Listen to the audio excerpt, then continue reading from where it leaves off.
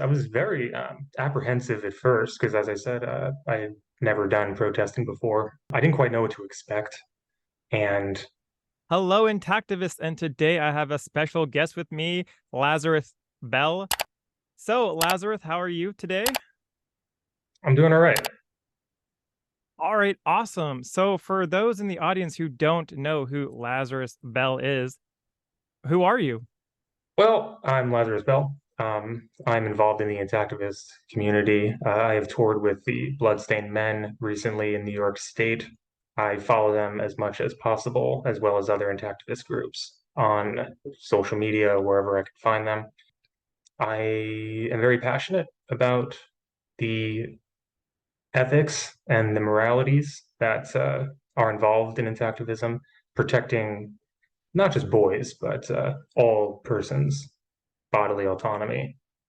I'm also the author of intactivist fiction. I do publish both in the fiction market and the scholarly market when I can on intactivism. Okay, wow. So you are a published author then? Yes, I should say self-published, so people know this isn't from a major publishing company, my fiction work. Okay, so I don't want to give how people the wrong idea.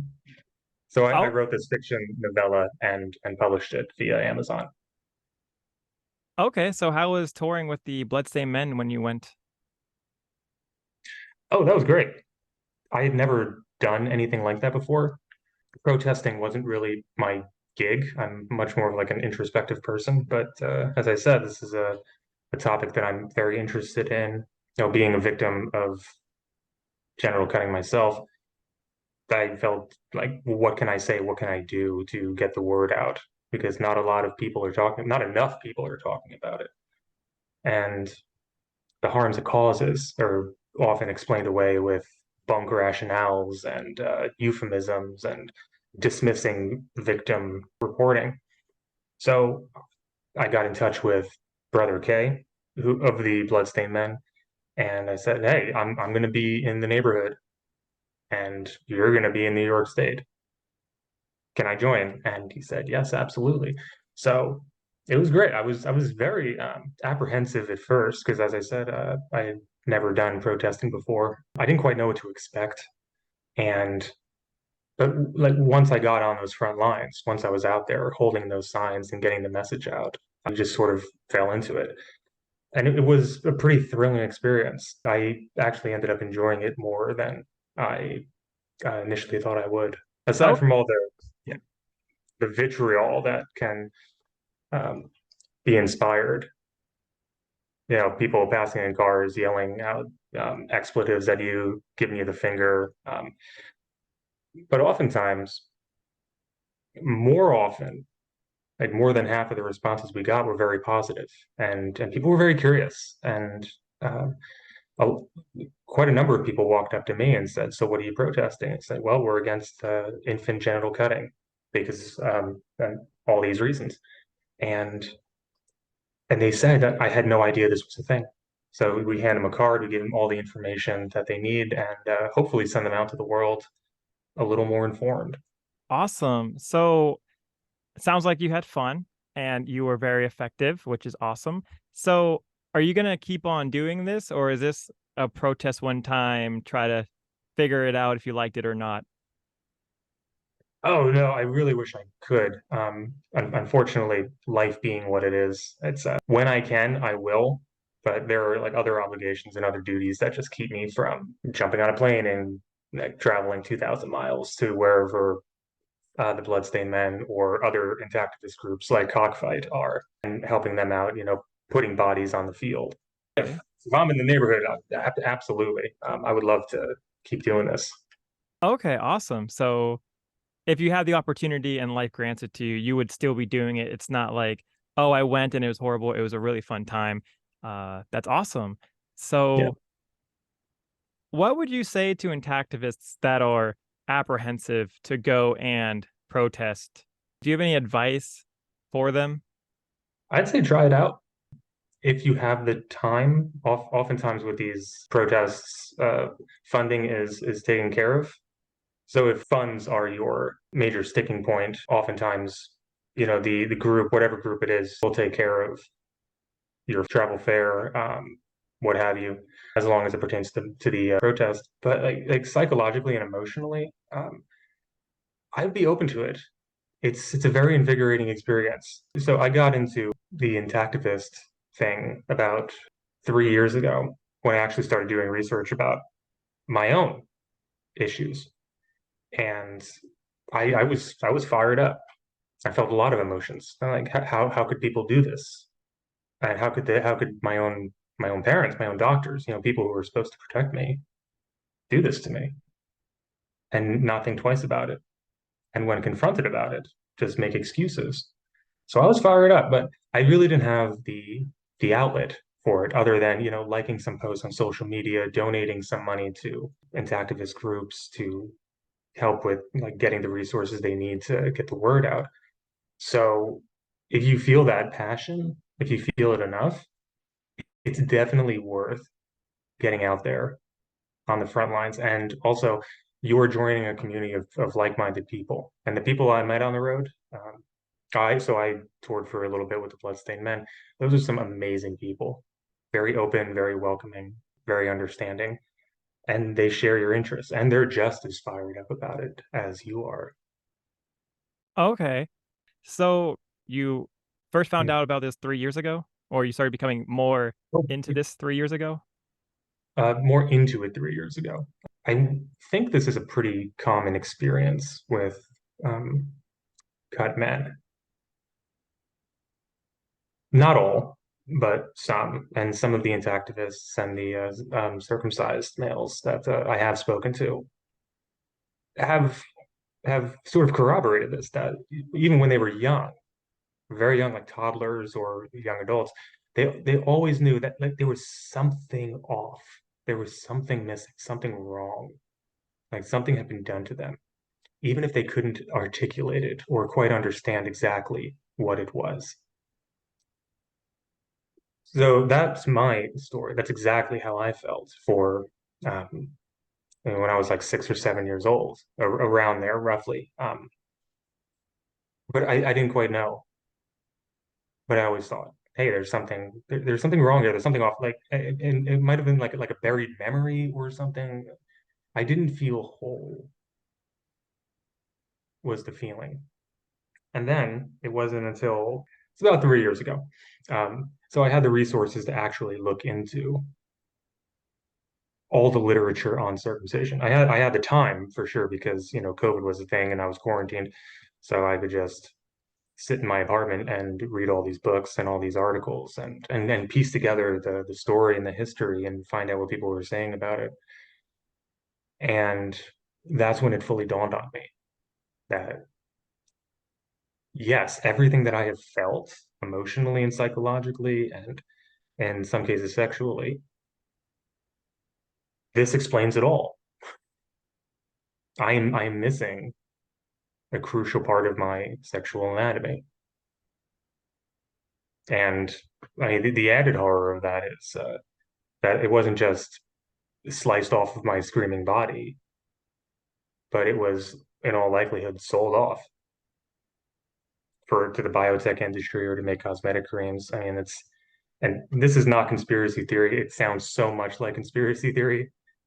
I thought it was when I first heard it that some hospitals and practitioners are in the business of harvesting these neonatal infant foreskins for profit.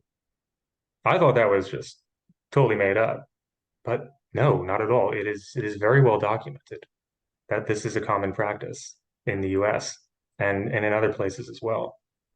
In South Korea, for example. Okay, so kind of switching to when you found out when you were younger. This is a fan question, by the way.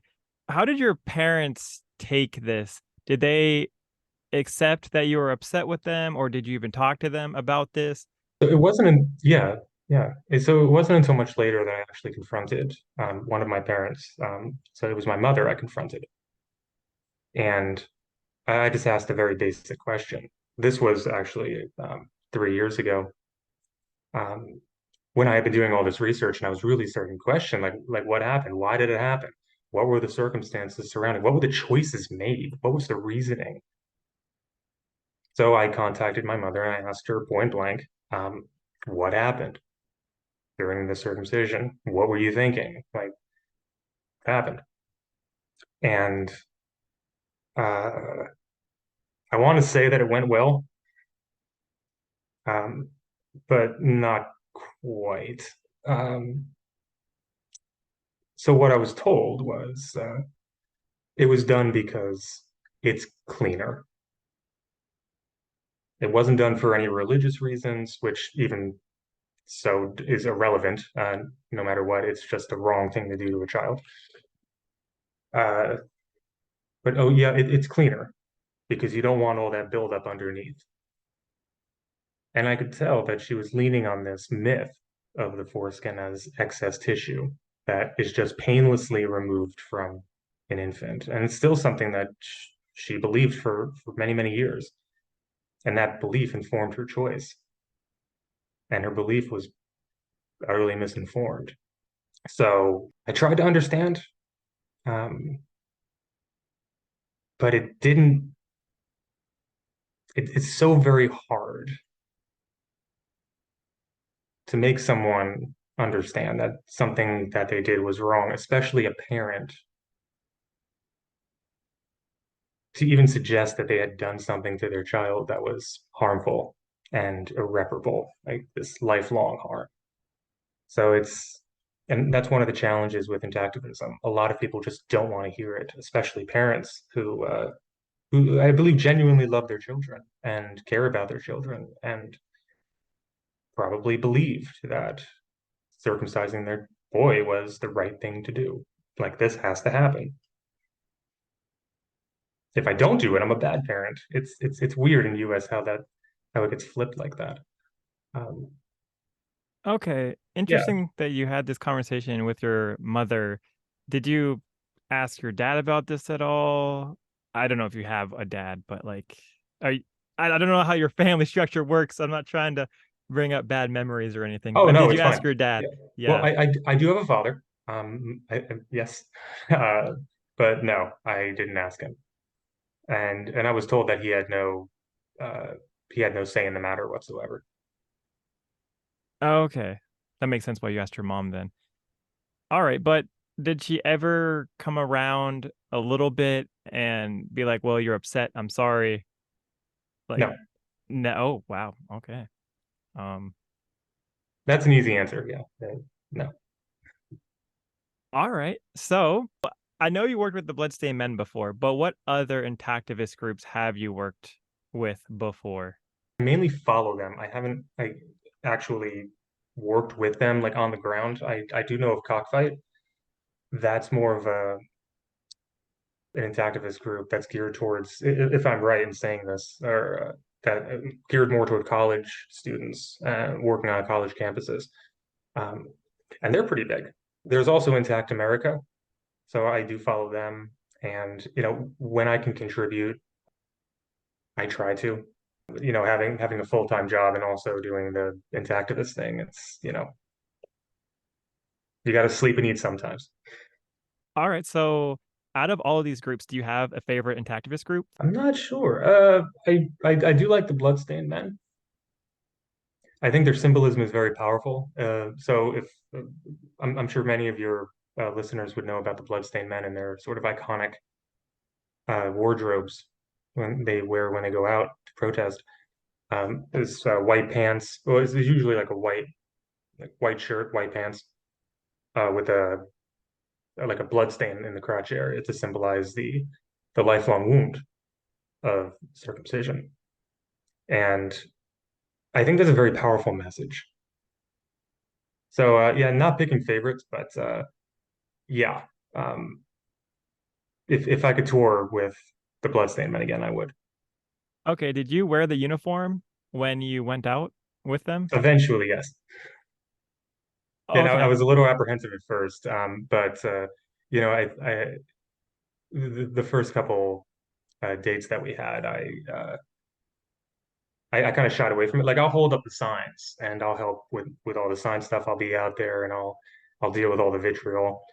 Um, but like after two or 3 days, I thought to myself, solidarity is much more important than my own BS. So put on the pants and I went out there. And if anyone is asking or wondering, like what's it like wearing that kind of wardrobe in public, it wasn't as gut-wrenching as I thought it would be at first. Because you are out in public wearing this very provocative, very symbolic wardrobe. But I just got out there, and it really helps that others are out there at the same time, and you feel like you're part of community. You feel like you're safe. So, what do you think about Foraging, the company, if you know what they are?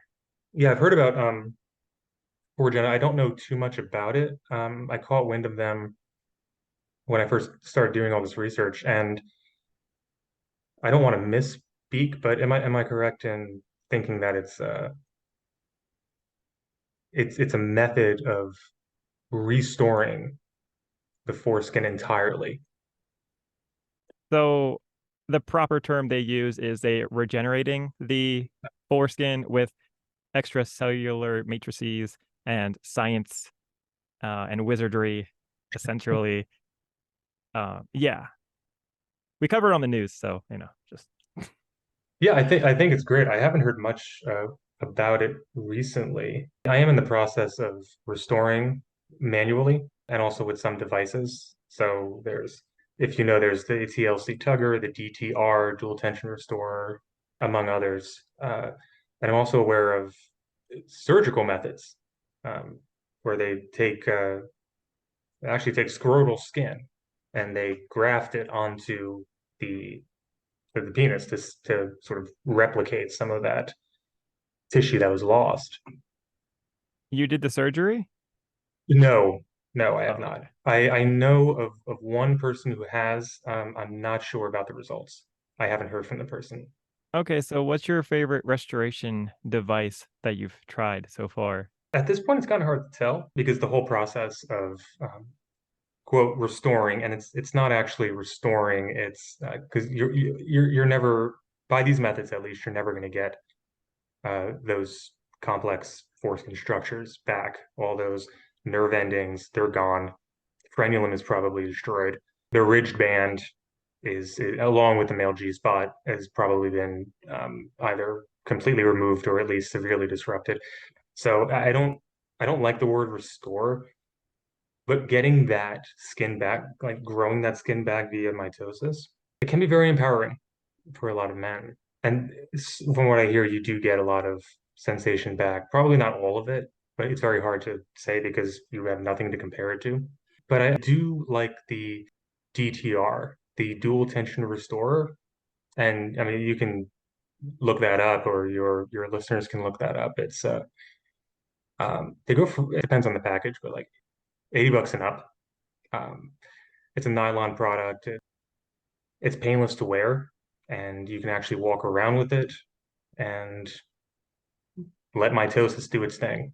So, if you had to make any improvements or changes in intactivism, what would it be? Oh yeah, so um, one thing I know, like intactivism, it draws a lot of different people with a lot of different interests.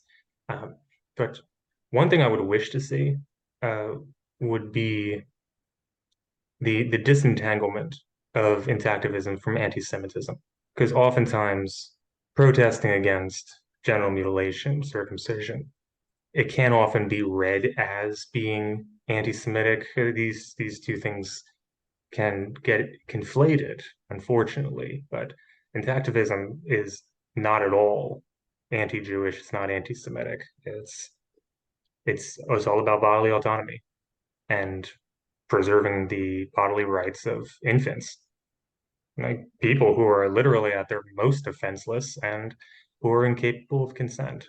That's what I Okay. like to see, a complete divorce between any kind of conflation of intactivist work and anti-Semitic rhetoric.